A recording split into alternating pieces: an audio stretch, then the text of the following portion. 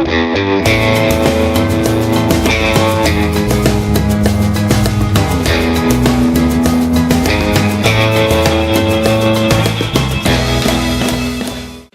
is this thing on? Hello? Hit it again. I think it's on now. Welcome to Hiker Trash Radio, where each week, Doc will drag some colorful characters out of the woods to talk trail and Type 2 fun. If you're aspiring hiker trash, or if you're just looking to understand the hiker trash in your life, look no further. So lace up those boots, gnaw on some jerky, and settle into your 20-mile pace as we fire up the podcast from somewhere deep in the backcountry.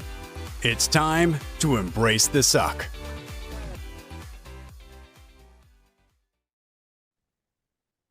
Welcome back to another week on the trail, dirtbags, hiker trash, and of course, good smelling day hikers. I'm Doc, and this is Hiker Trash Radio. If you like what we're doing here, just take a minute, help us out, leave us a review on Apple Podcasts. And if you don't like what we're doing, well, just go ahead and keep that to yourself. All right, let's get to this week's guest, a thru hiker and Vermont transplant. Welcome to Hiker Trash Radio, Angela Gluck. How's it going, Angela?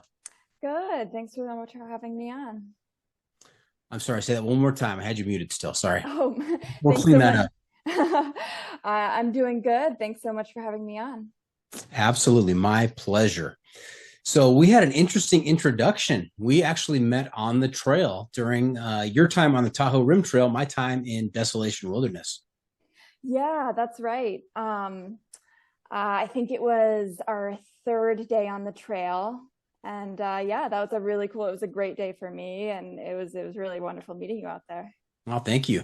Yeah, I was down by the water and late in the afternoon, and Chopper, one of the guys I was hiking with, comes down and says, "Hey, there's this young couple who is like setting up camp right on top of us."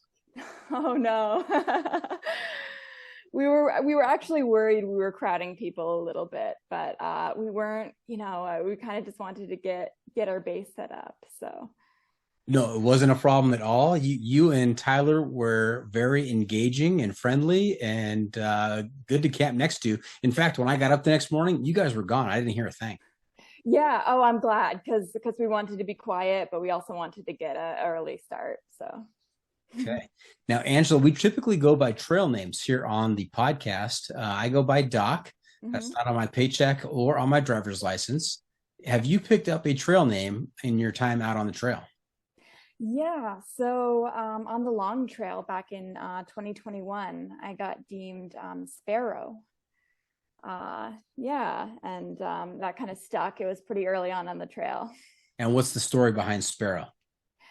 So what it was is that I was taking a lot of breaks in the first few days. Every few minutes, it felt like, because I was having a tough time. And apparently I always found a little grassy spot or a field, and I would kind of pop up when people came and scare them. And one girl was like, "That's what sparrows do." I think it's apt. So I thought it was a really nice gesture. I was excited to get that. I felt like a real hiker, so I latched right onto it. Well, of all the things they could have called you, for bouncing up and scaring people, Sparrow seems pretty tame.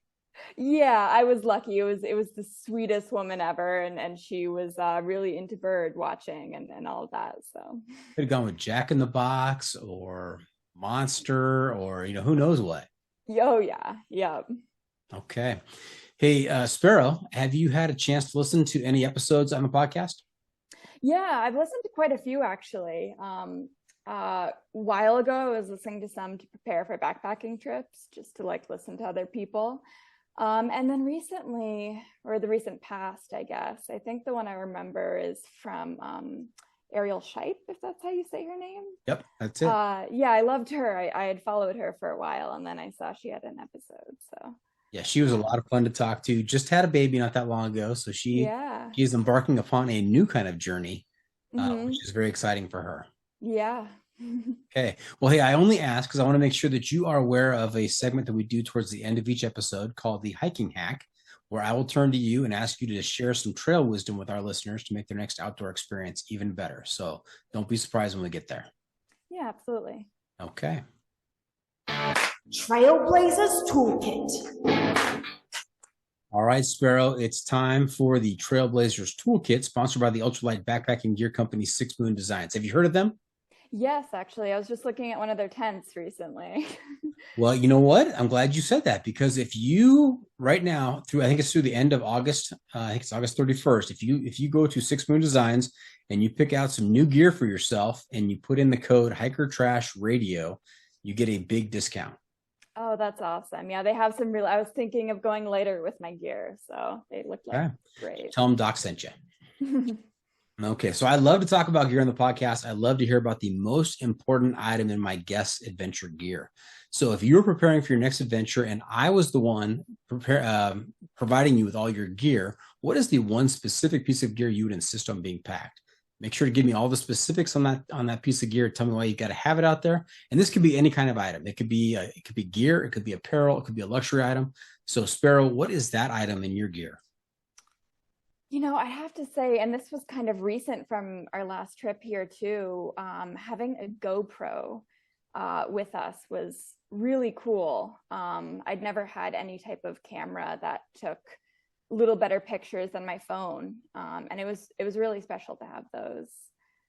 So yeah, I really any kind of camera, but a GoPro is just lightest and it kind of captures that wide angle your phone doesn't. So. Okay. So I've always wondered about a GoPro on the trail, because when I think of GoPro, I'm thinking of guys jumping out of planes. I'm thinking of surfers. I'm thinking of skateboarders, these kinds of different adventure sports. I thought, what if I took a GoPro, I stuck it on my chest somehow and I did my hike? I mean, would that be entertaining for people to watch? Just, just the trail in front of me. So I didn't know how that would work. So how do you use a GoPro on the trail?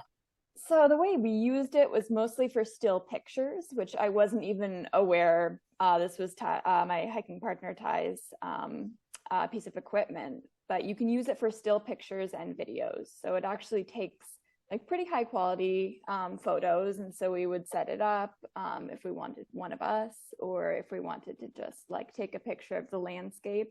It gets this really nice wide frame. And it feels like, for me at least, it feels like it captures kind of what your eye is seeing better than the phone. Okay. I know that a lot with phone pictures, you think you're looking through your eye, you're looking at these majestic scenes, like just incredible, awe-inspiring.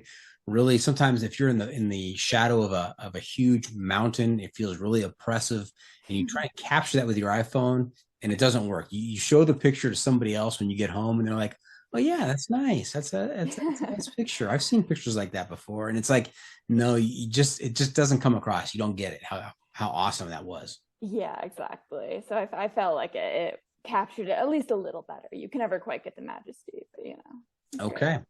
Well, we didn't hear a whole lot about your gear, but to keep us talking about gear, it's the hiking pole. It's the hiking pole, and that's pole spelled with 2 L's, like a survey. This is a 7-question survey that's going to help me give you a score on the crazy scale from 1 to 100, with 1 being completely insane and 100 being completely sane. Now, nobody has ever scored, no thru hiker I've talked to has ever scored 100. So I don't want you to feel that pressure. Are you nervous about this? No, I feel like I have some suspicions, but not nervous. Okay. All right. So I'm going to change things up a little bit here. I've got different sets of questions. I have a feeling you've probably heard most of the episodes you've probably listened to have questions from set A. So I'm going to use set C. Alrighty. These are still all hiking related, but they're a little more open-ended. Give me a little more insight into your personality and the way your brain works. Sure. Okay. If I were to ask Tyler, where would he score Sparrow on the sanity scale? Would he put you closer to sane or insane? I would have to say somewhere in the middle, but he might be biased. I feel like he's a very similar level of crazy or type of crazy. So okay. Yeah. Now, who in your life is dissimilar? Is your mom a big avid thru hiker, or your dad, or are they more kind of like straight laced, kind of follow the traditional path? I definitely wouldn't say straight laced, but my mom would definitely be the opposite in the way that she wouldn't put herself through what I might, or even my dad might too. So would they score you a little closer to insane? Maybe a little bit, okay. Especially when I'm planning an adventure. Okay. All right. You ready for the first question? Sure. Here we go. Question number one, hiking poll. What are the top 3 topics of conversation for you out on the trail? You're out there. It's been a long day. It's late in the afternoon. What are you talking about with Ty? Three topics. I would say food, probably, because you're looking forward to it all day. You know, you're thinking about what you might want. So probably food. For me, I'm probably talking about blisters, talking about my feet. And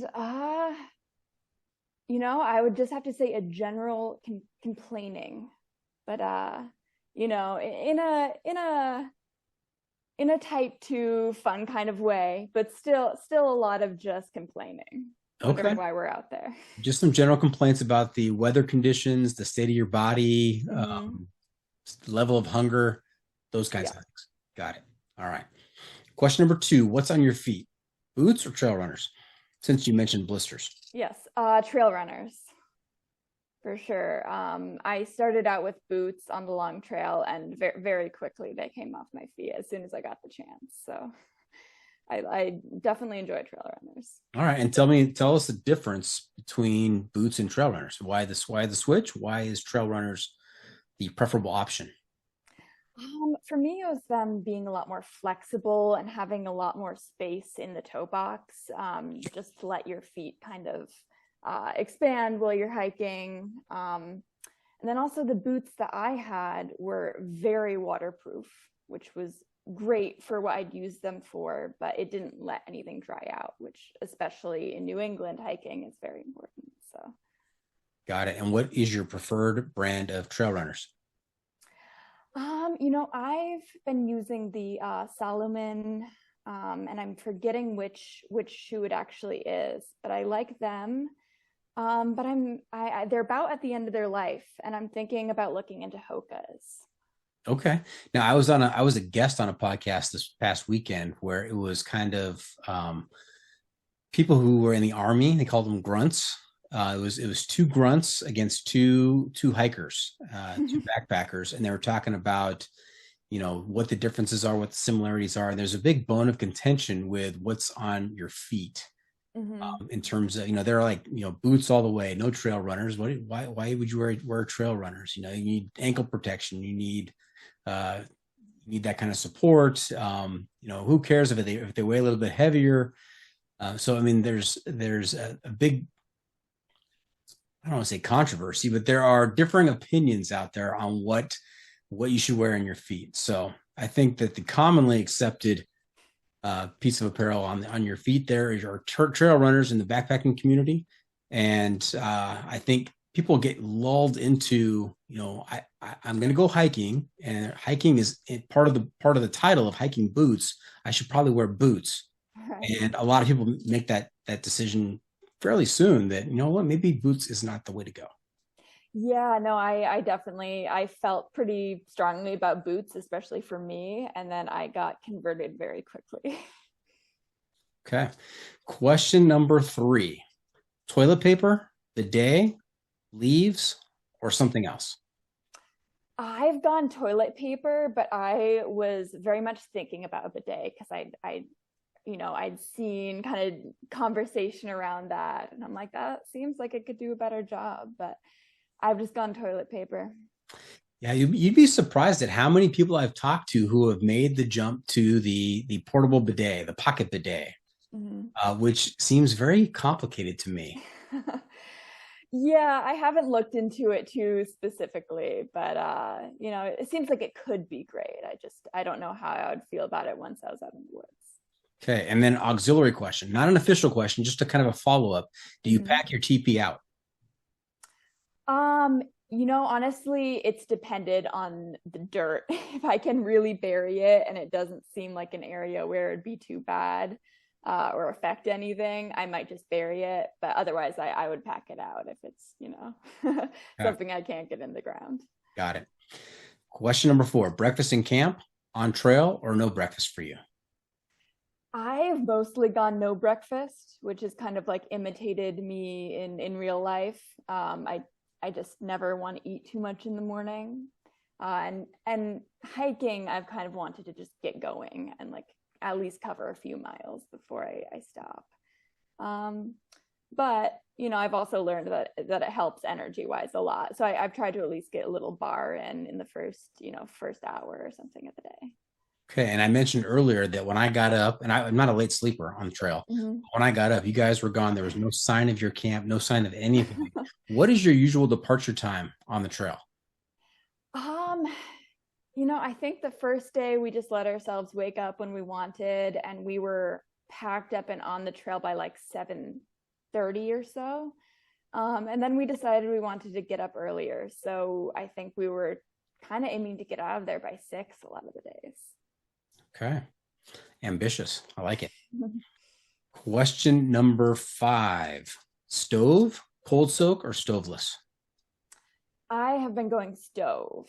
Yeah, I get cold easily. So not everywhere, but a lot of my hikes, I want something warm at the end of the day. Yeah, can't beat a hot meal at the end of the day. Question number 6, is life better above or below the tree line? Definitely above. I don't know as far as camping necessarily, but everything else, I love the feeling of being up there. Okay. And the last question in the hiking poll, let's go with what's on your head out there? Ball cap, floppy hat, straw hat, sun hoodie, no hat, or something else? For the Tahoe Rim Trail, I went with like a trail running hat, and then I usually would have a sun hoodie up over it as well. But it was kind of dealing with a lot of exposure I hadn't necessarily had to before. So I was adjusting, and I might go with a bigger hat in the future. On the long trail, it was nothing. Okay. You don't see the sun out there. So Right. All right. Hey, Angela, stand by. I've got to do some math here. mm-hmm. So I've got to carry the 2. We're going to divide by root 5. Multiply that by pi, and we're going to make a slight adjustment for how hard the ground is as you are pounding away at it with your shovel. And I come up with a score of 65. Okay, that's not too bad. It's not too bad at all. That's one of our higher scores. Oh wow, you're fairly sane. Now that score can always go down as we continue our conversation. So it's of course not set in stone. Okay. Now, Sparrow, before we get too far down the trail, let's back up a little bit. Why don't you tell us your background, kind of where you grew up, any siblings, what kinds of sports and hobbies, all the good stuff there, and then end up with telling us how you got into the thru hiking cult. Sure. So I grew up in northern Vermont, a very rural, small town area. I have one brother. Shout out him and his wife. That's actually their due date today for the first baby. So we'll see when that happens. But yeah, I grew up homeschooled and kind of running around the forest barefoot. So I always had a kind of just built-in appreciation for being outside and in nature. So I definitely didn't have to discover that. I kind of had that. And I went to public school through high school. I didn't really play any sports, and I honestly was not very athletic or really apt to any type of hiking or sports or anything like that. And I didn't really start doing much hiking until I went on a backpacking trip for my graduation with my dad and brother in the Grand Canyon. So it's a pretty decent hike. We went from one rim to the bottom and then back up to the same one. And yeah, that was brutal. I got back up and I said, I am never hiking again. And stuck to that for about 4 or 5 years. And then I started getting back into hiking actually during COVID. And when there wasn't much else to do other than get outside, and started hiking all over Vermont and New Hampshire and New York. And yeah, got kind of enamored with the idea of doing the long trail. and the rest is history. Okay. I have some questions for you about Yes. that whole backstory there. Yeah. First, let's go to the homeschooling. Yeah. I know that parents choose for a variety of reasons to homeschool their children for their entire educational career or just portions of it. What was the reason for going to homeschool for you? I think that they just really wanted me and my brother to have kind of an education where we were able to do things like run around barefoot all the time. And, maybe I skimped on the math, but I got a lot of valuable, kind of like very self-paced and just really great at home learning. So it wasn't anything, as far as like religion or hating the world, but it was more just, I think they just wanted us at home and learning in that way. And was mom or dad the teacher, or both? It was primarily my mom. She was home with me and my brother. So. And did she just reach a point, because you said you went to public school eventually? Did she just reach a point with like, I cannot put up with Angela and her brother for 1 minute more during the week. They need to get out of the house, or what was the impetus for getting you into public school? I mean, she might have her own story. I don't know. But for me, the way I remember it is just that as I got older, she kind of gave the decision over to me. And, I didn't know where I was going as far as college and stuff. And it's a lot easier for colleges to look at academics if they're in public schools. So. Okay. So the choice was yours. And you said, Mom, I've had enough of you. Got it. Got it. Absolutely. And brother followed suit. Was he given the same opportunity to make that decision? And did he take it? Yeah, he's 4 years older than me, so he was kind of the groundbreaker with that. And I think that he homeschooled up until his junior year in high school, and then kind of finished out in a public school system. Got it.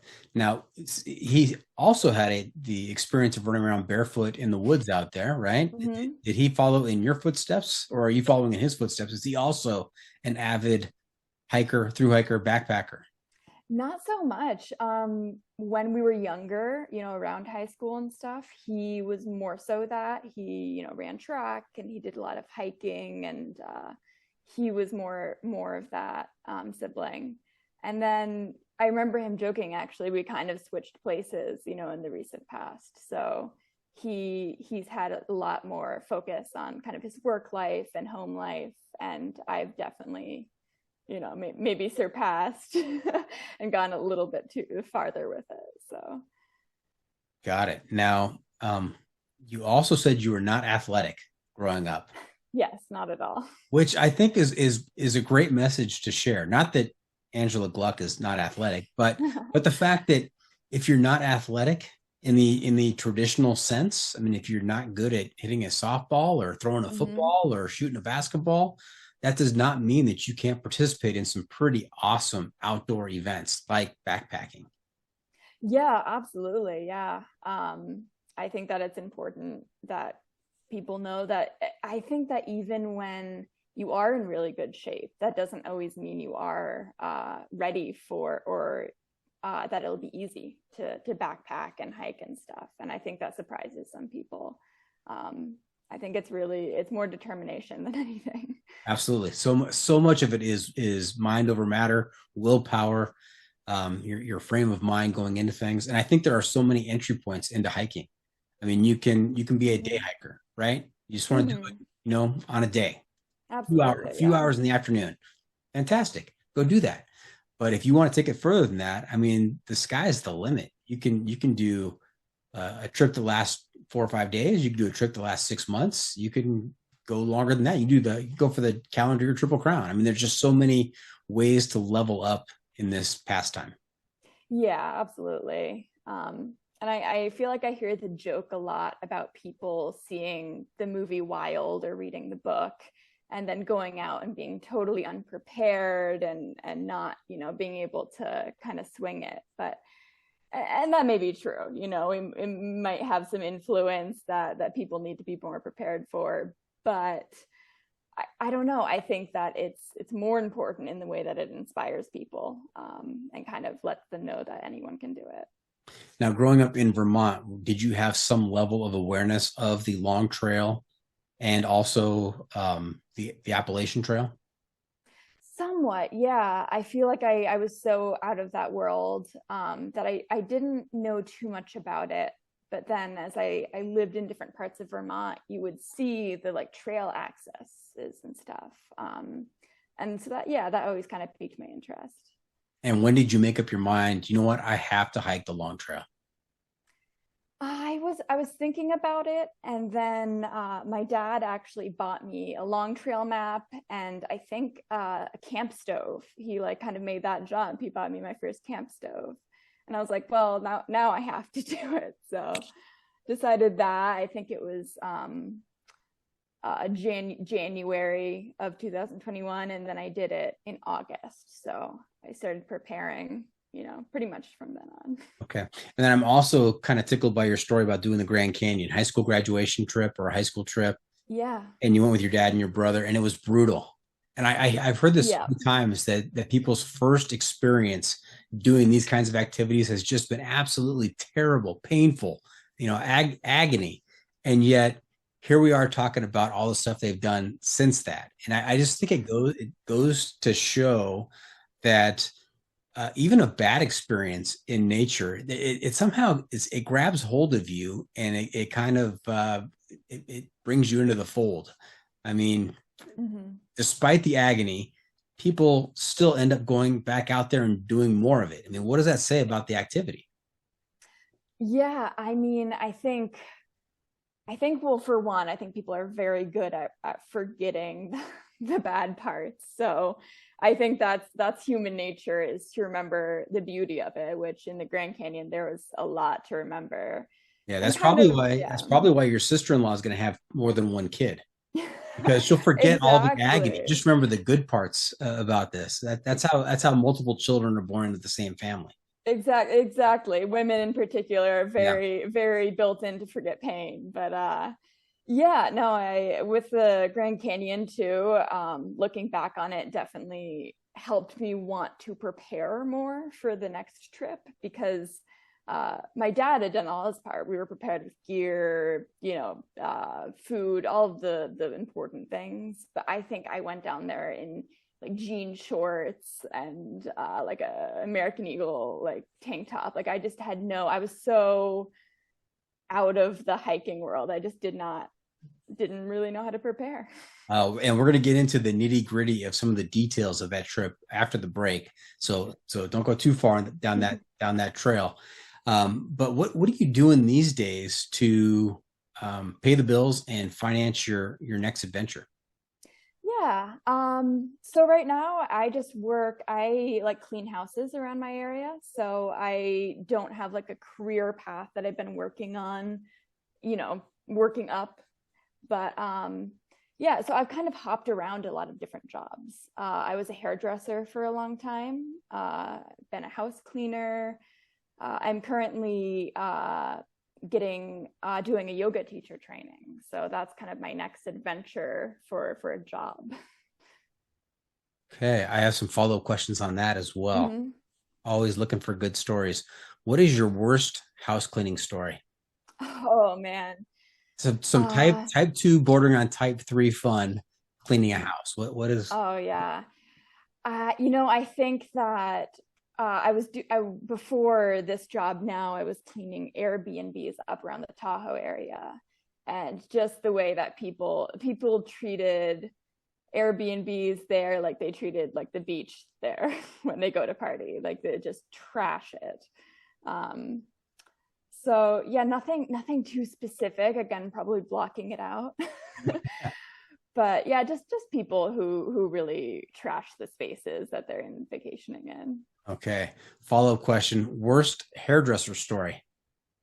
Ooh, Did you yeah. did you ever make a cut and go, ooh, that might be a little too much off the top?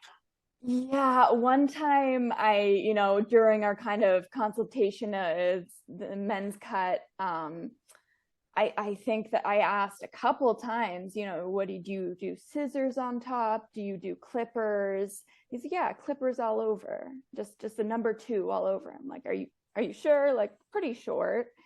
And he said yes, but then as I ran the clippers right down the top of that head, he was like, oh, it's usually a little bit longer there. And I'm like, I asked, but don't think I charged too much for that one. And I know you're just getting into it, but do you have a worst case scenario yoga instruction story? Not so much, because I haven't been teaching classes yet. Got it. Yeah. All right. Hey, we're going to take a quick break. We're going to hear from the advertisers, pay a couple of bills. When we come back, we're going to talk about the Grand Canyon. We're going to talk about the Long Trail. We're going to talk about the Tahoe Rim Trail. So stay tuned for that. We'll be right back.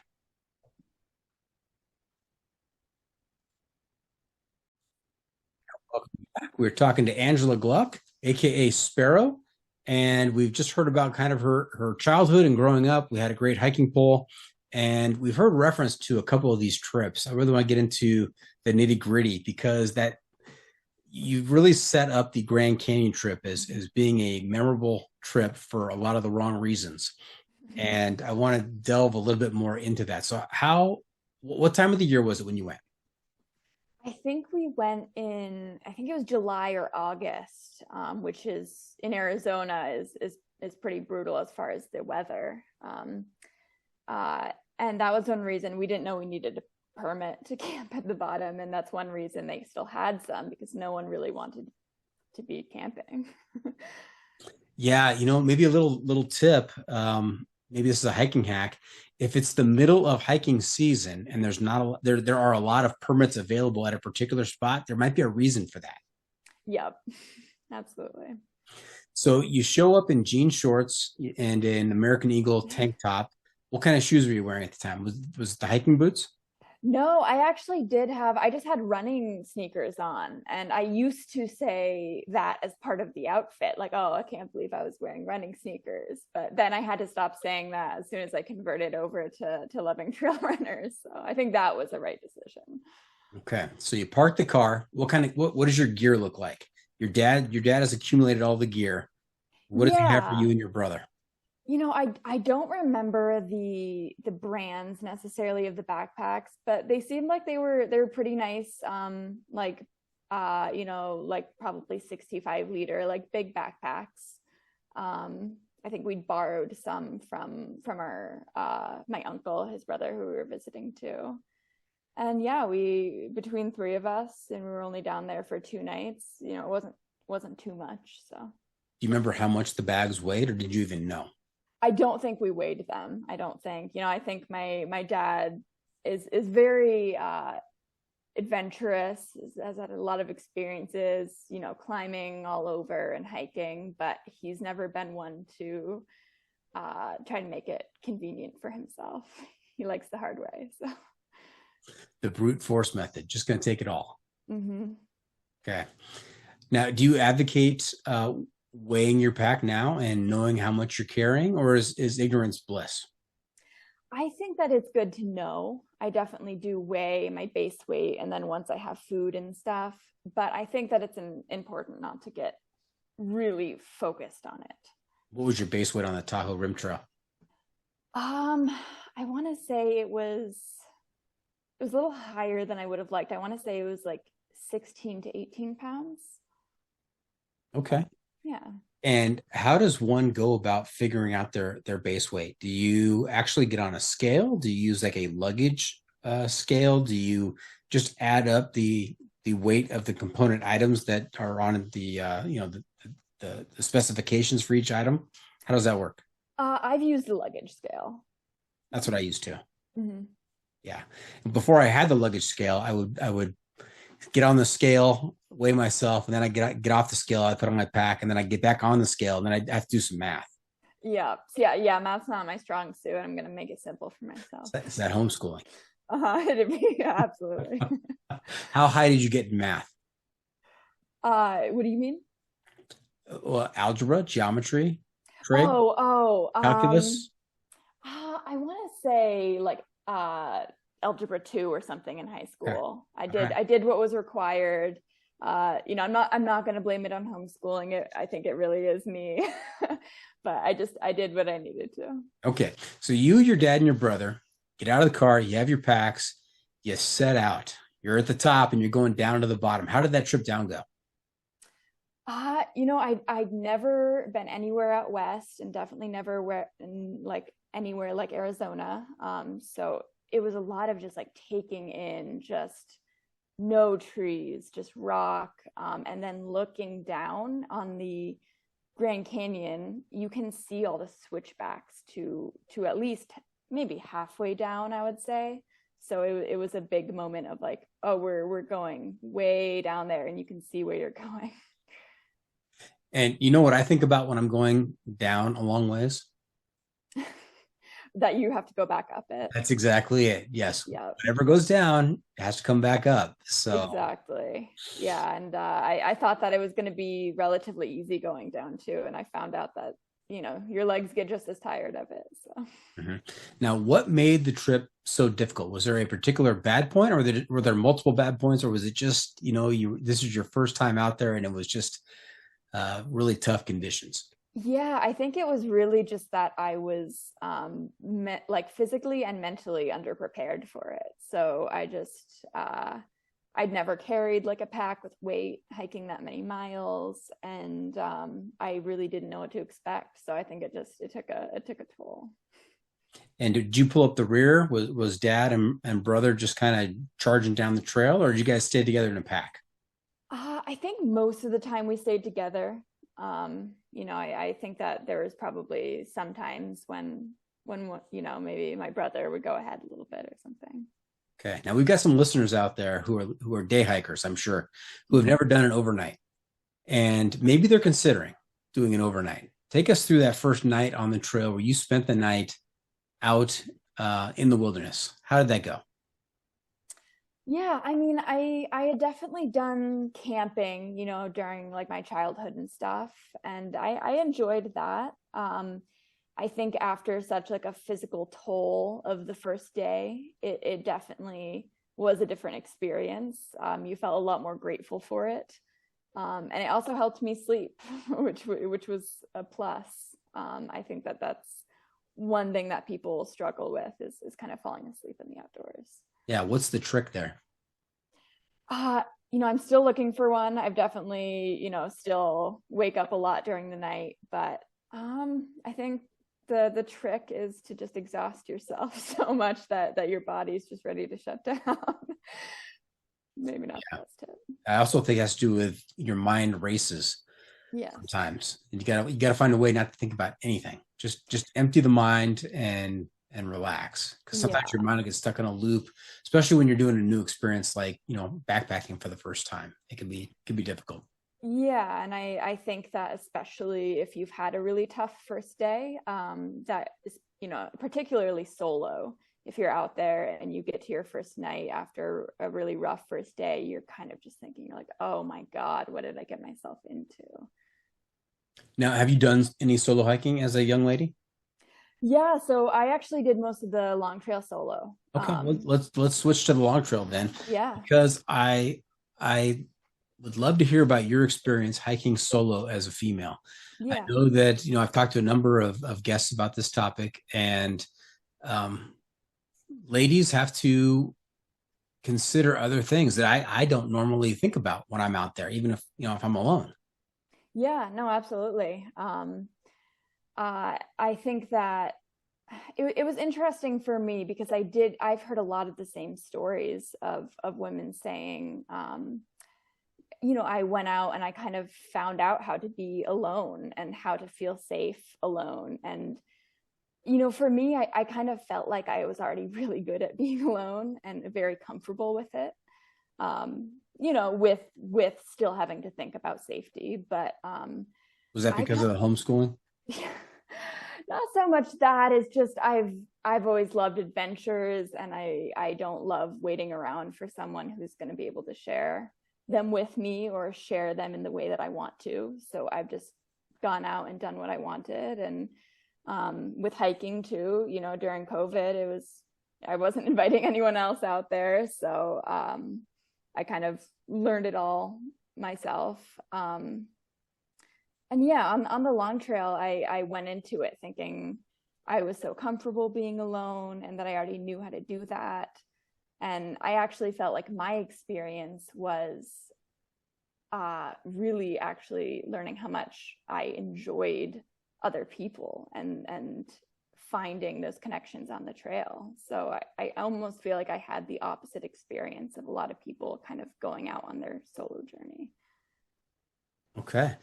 You say opposite experience. So you went out there and you found that, you missed others. Yeah, missed, and however much I didn't want to admit it, needed other people. Okay. And you think a lot of people go out and do solo because they realize about themselves that they don't need other people. Well, not necessarily don't need, but just that they really go out and discover how strong they can be on their own and that they are capable of doing it without necessarily like direct, someone walking next to you. Mm-hmm. And do you think that you realizing that you need other people, is that a indication of your personality in some way? I think maybe the struggle to admit it was indicative of my personality, but I think that everyone needs the community, and I think that going out and doing something so difficult just allowed me to see that. Now, what is the right size community to hike in? Do you have an opinion on that? How big is too big? As far as like like going out with people, yes, starting with people, oh, that's tough. I mean, for me, I think that like 1 or 2 people is ideal, just as far as really being able to agree on things. Like a group activity it takes a lot of diplomacy. And so I think that's a struggle with planning and different people's abilities and stuff. But I think 1 or 2 people, it sounds like a great group. I like that, trail diplomacy. New concept. Okay. Now, did you ever find yourself when you were alone on the long trail? Did you ever find yourself in a situation where you're like, what am I doing out here? Any real type 2 fun or scary moments? Yeah, I mean, really most of it, to be honest. It really hit me for sure on the first day, just like having my dad drop me off at the Massachusetts border and walking into the woods and being like, what am I possibly doing now that I'm out here? And then I had a really rough first 4 days. My bag wasn't adjusted right, even though I did a lot of research, and I had boots on that were just destroying my feet. So the first 4 days were really hard. And I think that was a lot of questioning and almost like, I almost wish I would get hurt so I can get off the trail because I'm, too stubborn to actually stop. Now, tell me about your dad's reaction to you hiking the long trail by yourself and him dropping you off and leaving you there. I think he had the normal amount of worry that a parent has, but I think he very much understands. He's been very similar of kind of going on adventures by himself. He went into the woods in his early 20s and built a cabin, out of hand tools, and he's very much forged his own solo adventures. So I think he understood. I think my mom maybe was a little more worried, but she was supportive as well. I've never met your dad, never talked to him. I only know just from the few words that you said about him, but I get the impression that your relationship with your dad is a solid one, and he has a lot of trust and confidence in you. If he is dropping you off to hike solo the Vermont Long Trail. Yeah, I mean, I definitely think so. We have a great relationship, and I think, he respects that I'm probably going to do things anyways, and so that he can just, love me through it, I guess. Okay.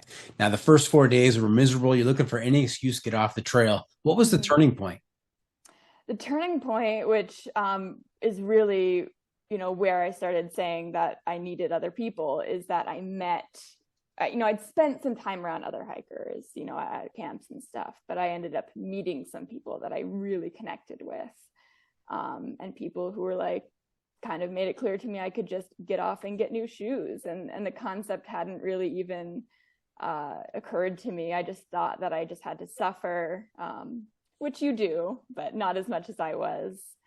Yeah, and I met people who, I went to their weddings and stuff. I still talk to them. Like, I made some really deep connections. And talk about that phenomenon. I mean, it is crazy how quickly you form these deep bonds with other people out on the trail. Why and how does that happen?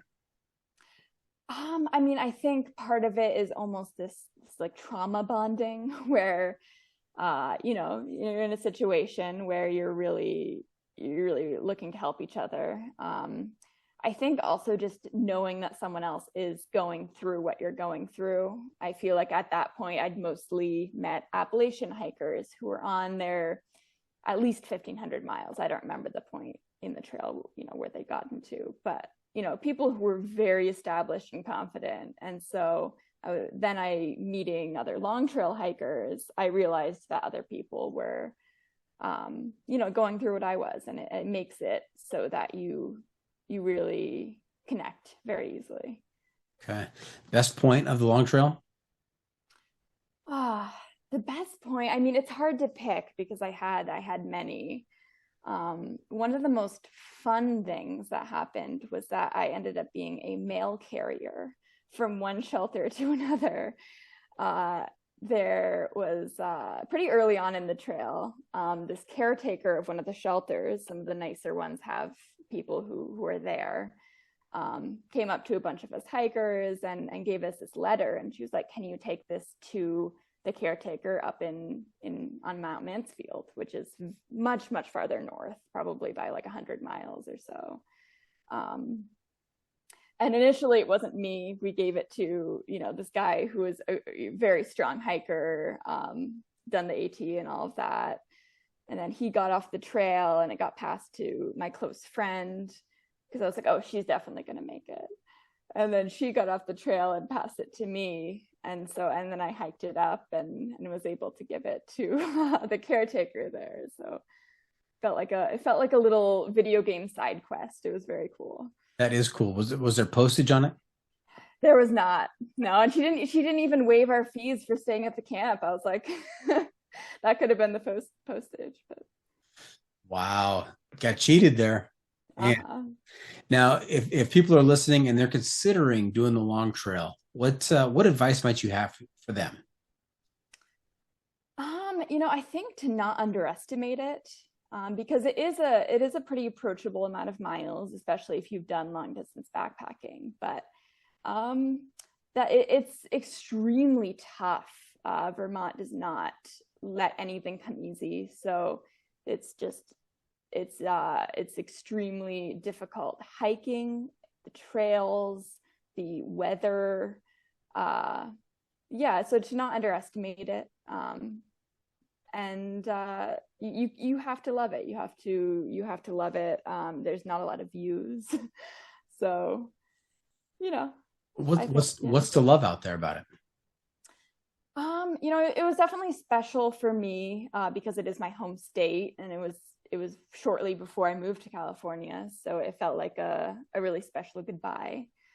But I think that is incredibly rewarding in the way that it is so tough and you're in a green tunnel most of the time, that you start loving just the process of hiking. And then you get these beautiful moments where you come up over a tree line, on the few that you get.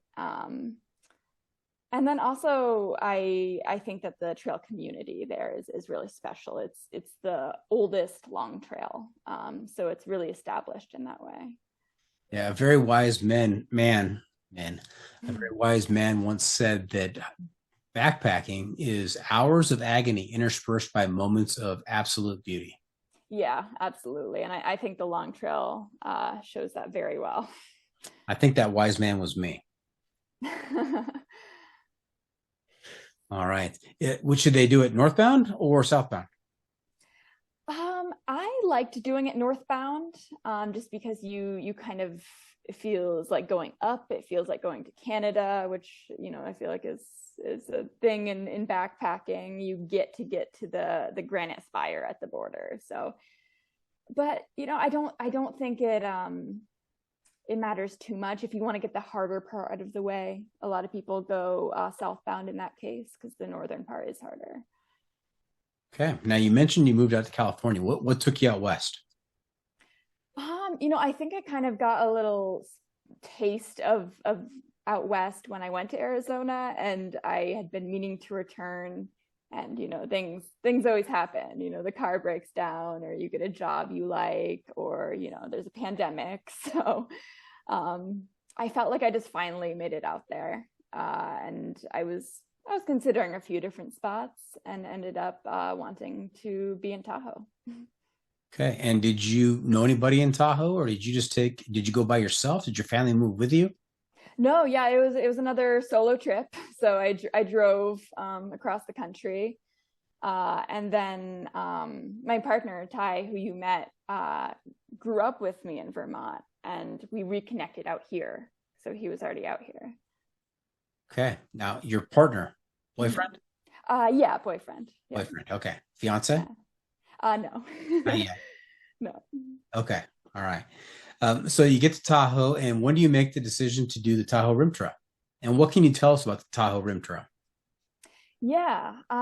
So I kind of heard about it as I was looking at hiking in the area, because that was a big reason I wanted to be out here.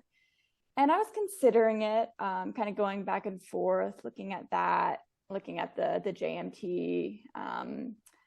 And then Ty actually surprised me by suggesting that he might want to go on a thru hike, which before he thought it was crazy. He was more about the like quick, intense adventures, and not so much about the long, grueling suffering. So I was surprised and jumped right on the idea. Was that part of your influence on him? Maybe, yeah. I think maybe I just talked enough about the long trail. I finally wore him down. Now, how long is the Tahoe Rim Trail? The Tahoe Rim Trail is, I think the official mileage is 165, but I've heard a lot of people say it's longer, but I think officially 165. Okay, and did you do the whole thing? We did not. We set out to thru hike it, to do the whole loop, and then we had to get off due to a knee injury. Ty sprained his knee, I think on the second or third day, and then it just got progressively worse to where it was not, it was not worth sustaining a lifelong injury to finish a trail. Right. Was that before or after you camped right on top of us? I think it was before that, but it wasn't too bad at that point. And then we started pushing some longer mileage, and that really kind of did it in. Yeah. And you guys were going counterclockwise, right? We were actually going clockwise. Clockwise. So you left our camp and started heading towards like up over Dick's Pass. Dick's Pass. That's right. Yeah. Right. Yeah. Okay. And how far did you get before you realized, hey, this is not going to work? And how did you bail out? I think that next day there did kind of give him a little bit more of an idea that it was something serious, just because there's about like the mile of snow down the other side of that pass. And that's, really hard on your stabilizers and your knee and stuff going down that. But it really wasn't until the next day that he kind of let me know. And we had a resupply coming up in Tahoe City. So we pushed a really long last day of our 5 days, and just got there and decided we were going to call it in town there. Got it. And, it was a high snow year in California and in the Sierras this past year. Any advice to hikers about hiking in high snow years, what to watch out for? Yeah, I mean, it's so hard to predict. There was things that were impassable in the beginning of July that were fairly easy in the end of July. So sometimes it is worth waiting or postponing. We initially actually wanted to do the beginning of July, but Um, it's hard to say. I think that it's hard if you've never hiked on snow, if you're not from somewhere that has snow. Uh, I think that if it's about peace of mind and that you're not comfortable with it, it's worth the wait for microspikes. Uh, we didn't bring them, but there were definitely one or two times where I wish I had had them. Okay. Now, also with high snow comes high water. Any difficult Yes. water crossings? Nothing too difficult, actually. And that was kind of a plus that our water supplies were plentiful and really great quality. Yeah, I think there was only like two rivers that we had to actually like take our shoes off and kind of get across that way. Okay. And are you a big advocate of taking your trail runners off when you cross streams or keep them on? Um, I think it's personal. I think if you have a pair that dries out well, then it doesn't really matter, but if you have maybe some that are not going to dry well, it's important to take them off. You don't want that for the rest of the day. So. Yeah. Now, Sparrow, did you encounter any trail magic out there on the trail, either the long trail or the Tahoe Rim Trail? A lot on the long trail. A lot of people, especially because it shares 100 miles with the Appalachian Trail. People are more apt to get out there for the long trails and make people sandwiches. That was actually another part of my turnaround on the long trail was when I met all of the people that I got close to. There was also some trail magic where they made me this like gorgeous like French bread and brie and apple sandwich. And I think that's actually what got me through. Yeah, it could be a turning point. I mean, it is, you never know what people are going through. And so just some display of kindness, of support can turn someone's whole attitude around. Yeah. And on the Tahoe Rim Trail, I never really saw trail magic like as far as people bringing it out along the trail. But when we did get to Tahoe City, where we had to end our hike, we had the dilemma of how to get back to our car because we were planning on hiking a loop back to it. And I kind of just put it out there in a Facebook community about the trail. And this wonderful guy drove all the way from Reno, all the way to us, brought us all the way to the south part of the lake, which is, if you don't know the size of the lake, it's very, it's like an hour to get down there. So yeah, and he was just this wonderful retired guy, and he like gave us all these wonderful stories of his adventures, heli skiing and just all these things, and he just wanted to know about ours. So yeah. Now, what's next for Sparrow and Tyler? What's the next big adventure? I think we're going to try to finish up the Tahoe Rim Trail in sections, we're thinking. Mostly because when, we're trying to give the guy who gave us a ride gas money, he's like, no, just repay me by telling me when you finish. And we're like, now we have to finish. So we're probably going to finish that in maybe weekend hikes, maybe a couple nights. And then otherwise, nothing too big. We just got paddle boards recently, so just kind of enjoying the rest of the summer on some lakes and stuff. You didn't carry your paddle boards with you on the Tahoe Rim Trail?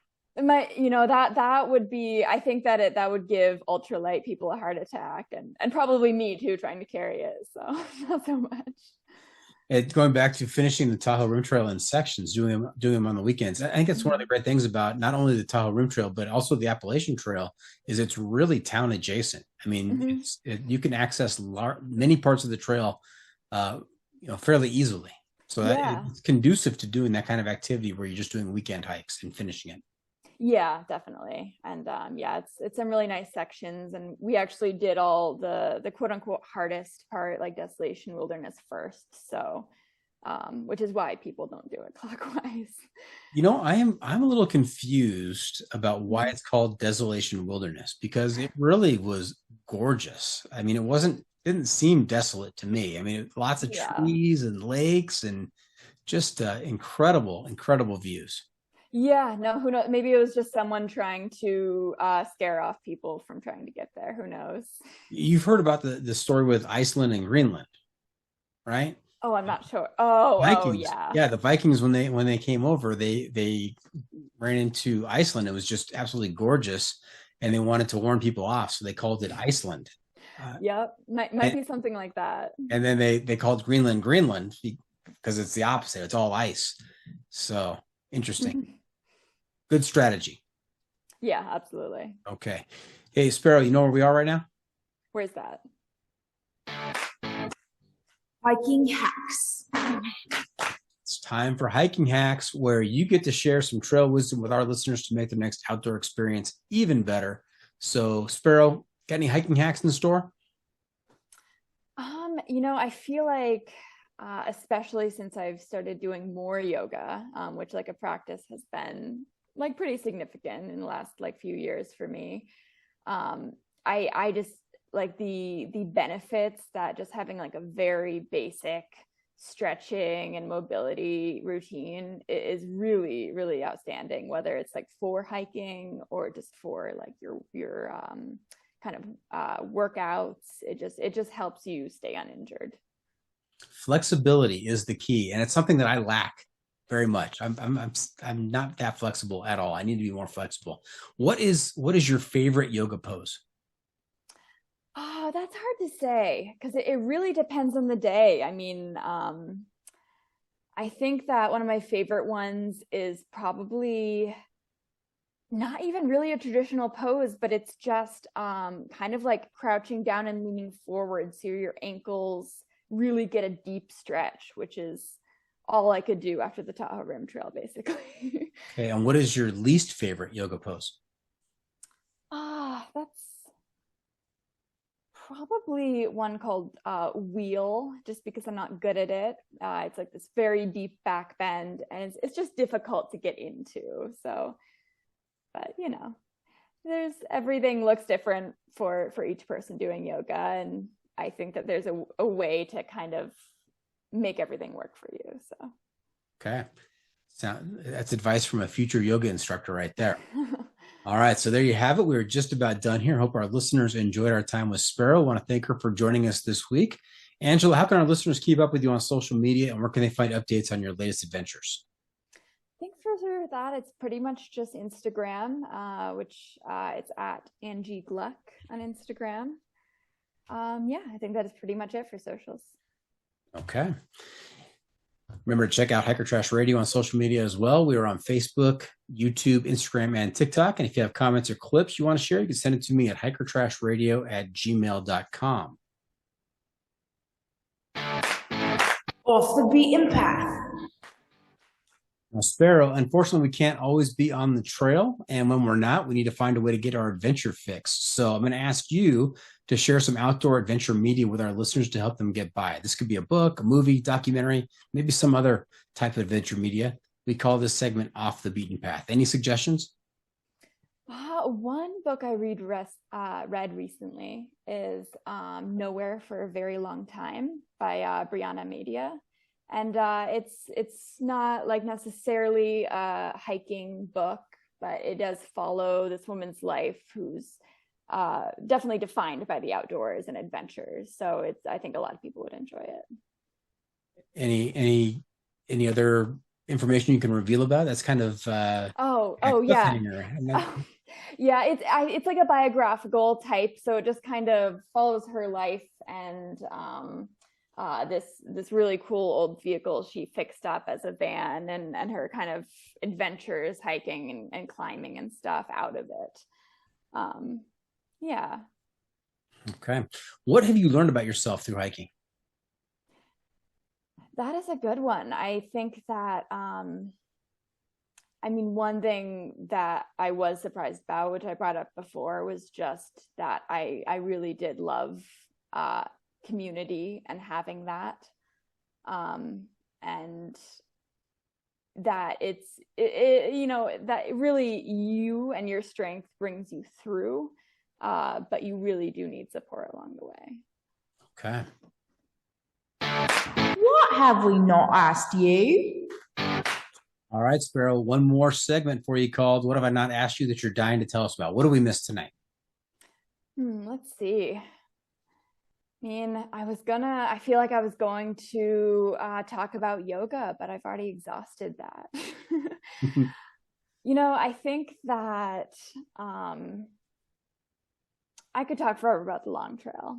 So I'll just continue to talk about that. But I think that one of the really cool things about it, if anyone's interested in doing it, is just kind of how like the trail registers are there for years, and you get to read through them, and you really get a sense of all the people that have been through, and it's a really special feeling. It makes you feel like you're part of something bigger. So I guess I'm really just advertising for the Green Mountain Club, which is who takes care of it. But Are you an unofficial spokesperson for the Green Mountain Club? I don't know if they'll let me say that, but yeah, absolutely. All right. Hey, we are finished. I want to thank you for coming on the podcast, Angela. We really wish you the best of luck in your future adventures. We want to hear about that completed Tahoe Rim Trail. Mm-hmm. Hope you consider coming back and sharing some more stories with us. As we close up, any shout outs to friends and family? Yeah, I mean, a shout out to the new baby that may be coming soon into my brother and his wife's life. Yeah, to the rest of my family, and to my partner Ty, who I wouldn't want to share anything else on or off the trail with anyone else. So. Okay. Now I want you to suggest to your brother and your sister-in-law that they name the baby Doc. It could be, boy or girl. It works either way. I think it's even cuter with a girl. So, Yeah, no, I think so too. They're probably the whole list going to be erased now. I think that's going to be nice. Nice. Okay. Well, hey, thank you for tuning in. Always remember, the trail is the trail. It doesn't care if you want to go downhill. It doesn't care if it's dark. Thank you for tuning in. Always remember, the trail is the trail. It doesn't care if you want to go downhill. It doesn't care if it's almost dark and you're looking for a campsite. It doesn't even care if you're there in your jean shorts and your American Eagle tank top. The trail is the trail. Embrace the suck.